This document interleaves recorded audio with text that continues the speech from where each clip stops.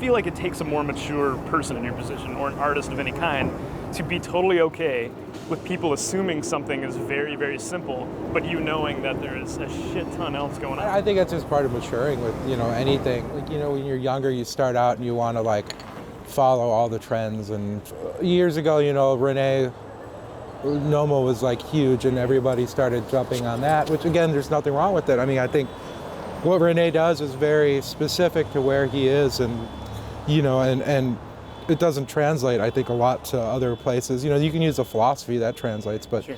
You see like these kids just putting unripe strawberries on a dish, and it's like, well, you can't do that here. You can do that, you can get away with that in Denmark, because in the summertime there's sunshine till 11 o'clock at night, and the berries are just incredible. What do we need? We need to get tofu for Daniel for Sunday. What else? We need to get some baby vegetables for ourselves. They're sweet. They're starting to get a little starchy, but they're not bad. Okay, we're good. They got small ones. Yeah. So I think as you get older and you mature, you have to really truly like dig into yourself and find out what makes you happy cooking and why do you do this. And honestly, for me, it was like having 3 years down in Minneapolis was really kind of an important time for me, because it just made me really reassess and like, what do I love about food and what do I love about cooking? And Fabas? I mean, why not? And for me, it always came back to like French cooking and like modern French food and really classic French food. Whoa.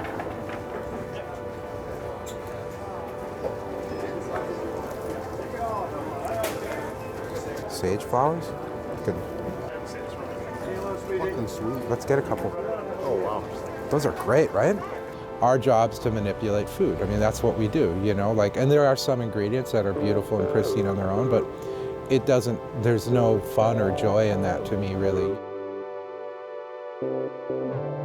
It takes a lot of hard work and a lot of,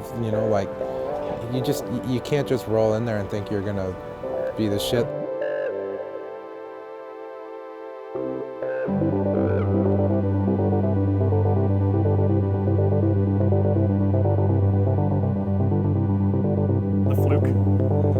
Super cool, like the technique with the mushrooms layered in there. It's a fun dish. It's clean. It's like, it's got earthy flavors. There's a cleanness to it.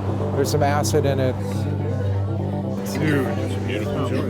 Man. Are you kidding me?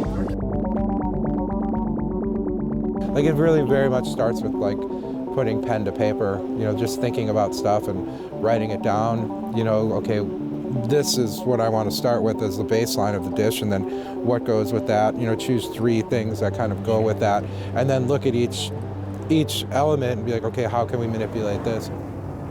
The cooking has to be spot on, but it's also all the other details. We ate at L'Amboisie, Bernard Picot's 71 years old, and we were leaving, and then Anthony looked back, he's like, oh, I think Picot's in the restaurant, and I'm like, fuck, it's 1.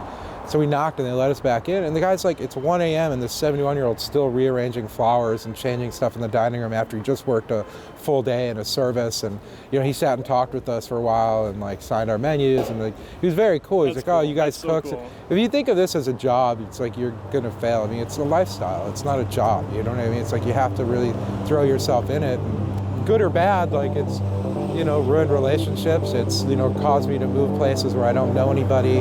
It's, I've been broke most of my life, but it's just like, it's about the end product to me and how I feel, and being able to go to sleep at night knowing, I'm doing exactly what I want to do, how I want to do it, So that's worth more than money to me, So.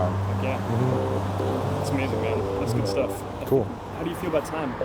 I should probably head out in a few.